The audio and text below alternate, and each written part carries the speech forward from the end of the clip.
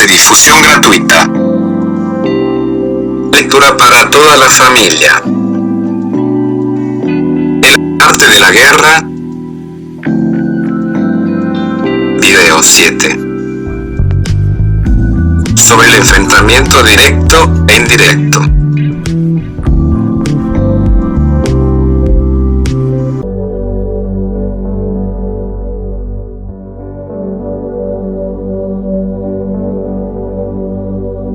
Reúne las autoridades civiles y después reúne y concentra a las tropas, acuartelándolas juntas.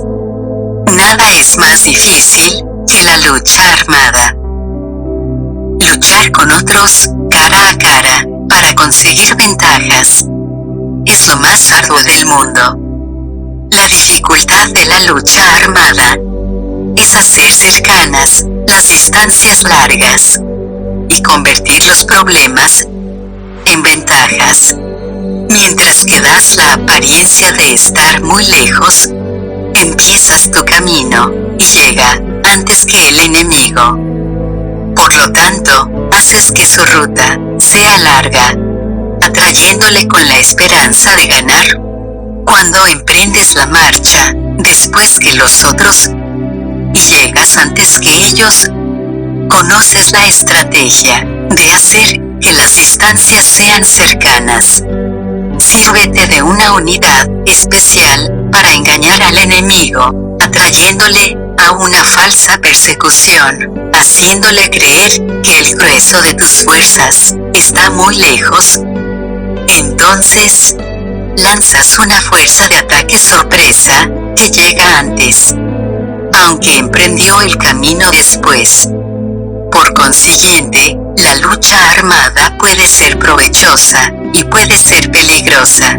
Para el experto, es provechosa. Para el inexperto, peligrosa. Movilizar a todo el ejército para el combate, en aras de obtener alguna ventaja, tomaría mucho tiempo. Pero combatir por una ventaja con un ejército incompleto tendría como resultado una falta de recursos. Si te movilizas rápidamente y sin parar, día y noche, recorriendo el doble de la distancia habitual, y si luchas por obtener alguna ventaja a miles de kilómetros, tus jefes militares serán hechos prisioneros. Los soldados que sean fuertes llegarán allí primero. Los más cansados llegarán después. Como regla general, solo lo conseguirá 1 de cada 10. Cuando la ruta es larga, las tropas se cansan. Si han gastado su fuerza en la movilización, llegan agotadas, mientras que sus adversarios están frescos. Así pues, es seguro que serán atacadas. Combatir por una ventaja a 50 kilómetros de distancia frustrará los planes del mando, y como regla general, solo la mitad de los soldados lo harán.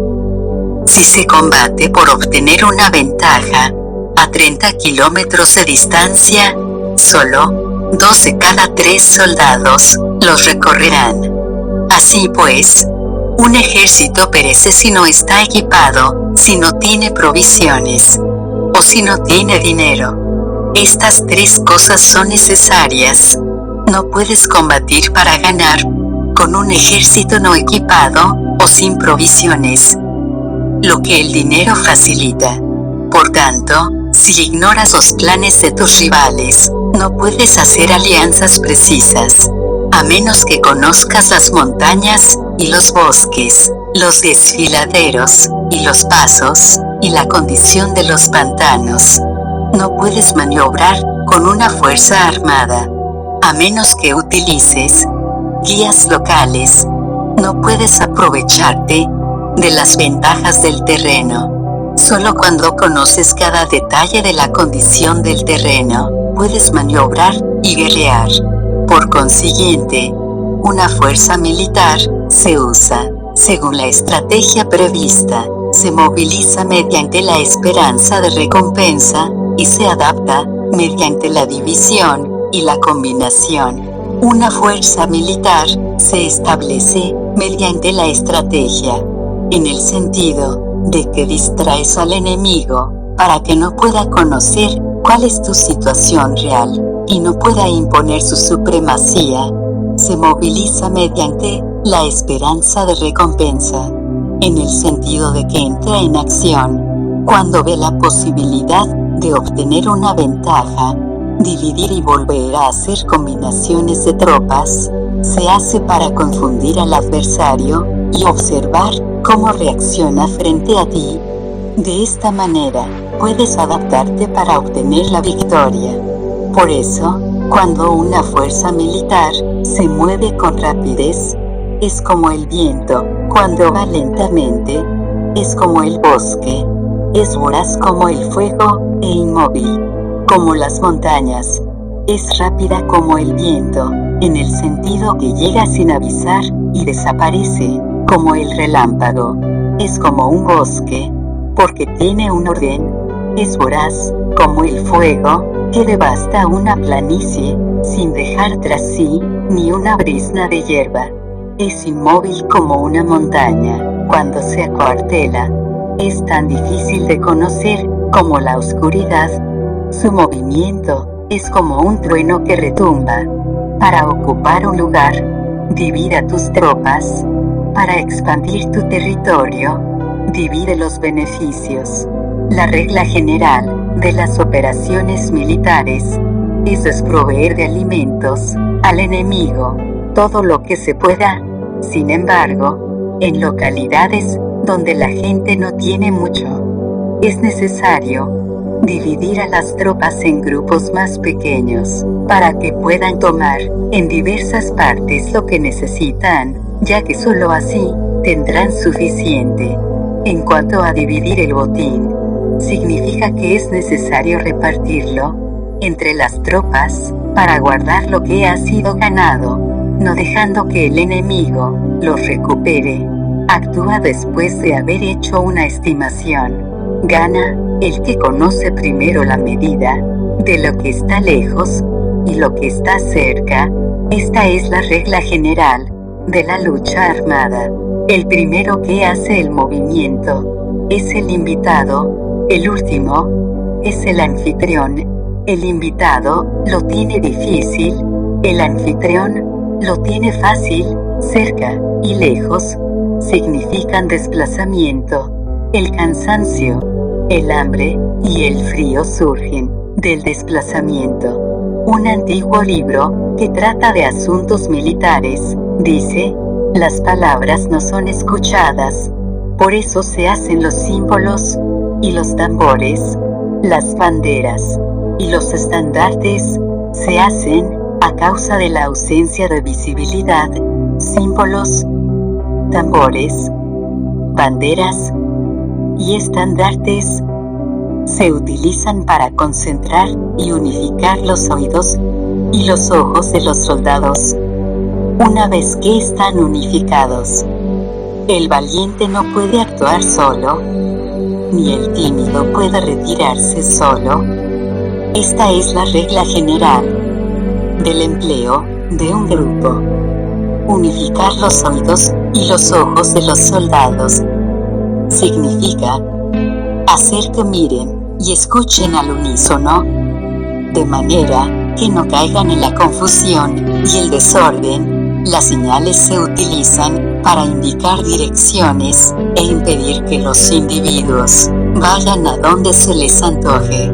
Así pues, en batallas nocturnas, utiliza fuegos y tambores, y en batallas diurnas sírvete de banderas y estandartes para manipular los oídos y los ojos de los soldados. Utiliza muchas señales para confundir las percepciones del enemigo y hacerle temer tu temible poder militar. De esta forma, haces desaparecer la energía de sus ejércitos y desmoralizas a sus generales. En primer lugar, has de ser capaz de mantenerte firme en tu propio corazón. Solo entonces puedes desmoralizar a los generales enemigos. Por esto, la tradición afirma que los habitantes de otros tiempos tenían la firmeza para desmoralizar, y la antigua ley de los que conducían carros de combate decía que cuando la mente original es firme, la energía fresca es victoriosa. De este modo, la energía de la mañana está llena de ardor, la del mediodía decae y la energía de la noche se retira. En consecuencia, los expertos en el manejo de las armas prefieren la energía entusiasta, atacan la decadente, y la que se bate en retirada. Son ellos los que dominan la energía. Cualquier débil en el mundo se dispone a combatir en un minuto si se siente animado, pero cuando se trata realmente de tomar las armas y de entrar en batalla, es poseído por la energía. Cuando esta energía se desvanece, se detendrá, estará asustado y se arrepentirá de haber comenzado. La razón por la que esa clase de ejércitos miran por encima del hombro a enemigos fuertes, lo mismo que miran a las doncellas vírgenes, es porque se están aprovechando de su agresividad, estimulada por cualquier causa. Utilizar el orden para enfrentarse al desorden, utilizar la calma para enfrentarse con los que se agitan, esto es, dominar el corazón. A menos que tu corazón esté totalmente abierto y tu mente en orden, no puedes esperar ser capaz de adaptarte, a responder sin límites, a manejar los acontecimientos de manera infalible, a enfrentarte a dificultades graves e inesperadas, sin turbarte, dirigiendo cada cosa, sin confusión. Dominar la fuerza es esperar a los que vienen de lejos, aguardar con toda comodidad a los que se han fatigado, y con el estómago saciado, a los hambrientos. Esto es lo que se quiere decir cuando se habla de atraer a otros hacia donde estás, al tiempo que evitas ser inducido a ir hacia donde están ellos. Evitar la confrontación contra formaciones de combate bien ordenadas y no atacar grandes batallones constituye el dominio de la adaptación. Por tanto, la regla general de las operaciones militares es no enfrentarse a una gran montaña, ni oponerse al enemigo de espaldas a esta.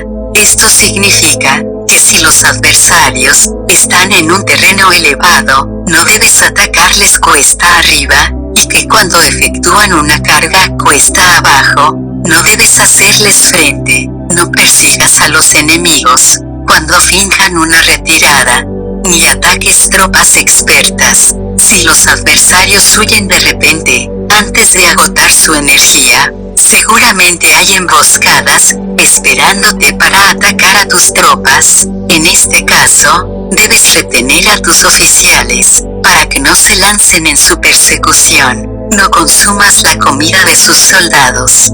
Si el enemigo abandona de repente sus provisiones, estas han de ser probadas antes de ser comidas, por si están envenenadas. No detengas a ningún ejército que esté en camino a su país. Bajo estas circunstancias, un adversario luchará hasta la muerte. Hay que dejarle una salida a un ejército rodeado. Muéstrales una manera de salvar la vida para que no estén dispuestos a luchar hasta la muerte, y así podrás aprovecharte para atacarles. No presiones a un enemigo desesperado.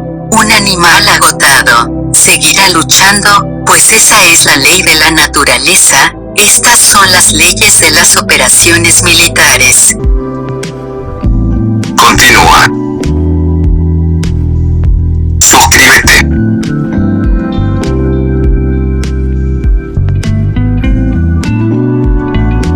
Gracias.